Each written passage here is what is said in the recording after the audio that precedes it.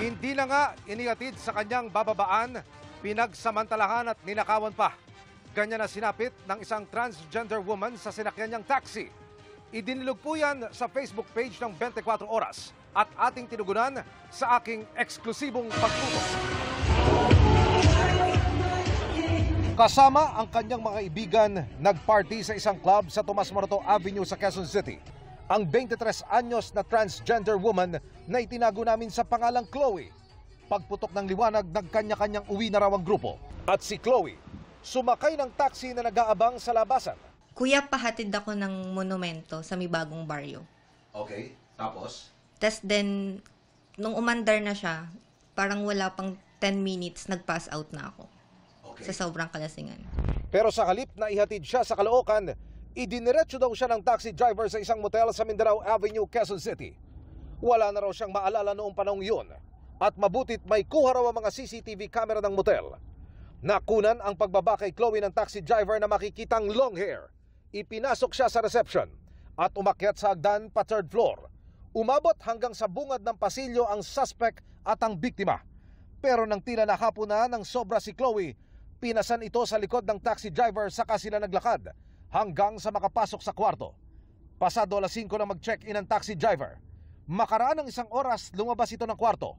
Nagpaalam sa reception na bibili lang daw ng pagkain at mula nooy, hindi na raw bumalik. Nagising ako mga 2 p.m. Sabi ko, fully naked na po ako nun eh. Sabi ko,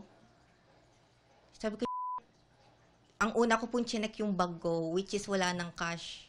Tinawagan ko ni mga friends ko, nagpasundo na po ako kasi hindi ko talaga alam kung paano pa uwi. Nangyari ito kay Chloe June 2022. Nai-report ito sa QCPD pero wala raw nangyari sa kaso. Kaya dumulog siya at nag-iwan ng mensahe sa Facebook page ng 24 Oras. Kanina, sinamahan ng GMA Integrated News si Chloe sa NBI Anti-Organized and Transnational Crimes Division para mag-file ng formal complaint. Sa mga sandaling ito, mga kapuso, hinihingan ako ng inisyal na pahayag at ng informasyon ng NBI ang complainant bilang paghahanda sa isasampang reklamo. Nangako ang National Bureau of Investigation na aasikasuhin nila ang biktima. Pukunan natin siya ng sinupang salaysay niya, interviewin natin siya. And after that, iti-trace natin yung kung sino yung perpetrator. Malinaw ang kuha ng mga CCTV. Kita ang body markings ng taxi, pati ang muka ng inireklamo. Maturuan din ng leksyon, tsaka para malaman din ng ibang tao na hindi lang babae yung mga nire-rape. Wala namang taong gustong mapahiya yung sarili na mag-out na na-rape para lang sa clout. Para sa GMA Integrated News, Emil Sumangil, nakatutok 24 Oras.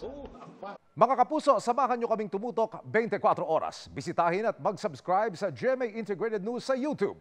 Sa mga kapuso abroad, bisitahin ang GMA Pinoy TV at www.gmanews.tv.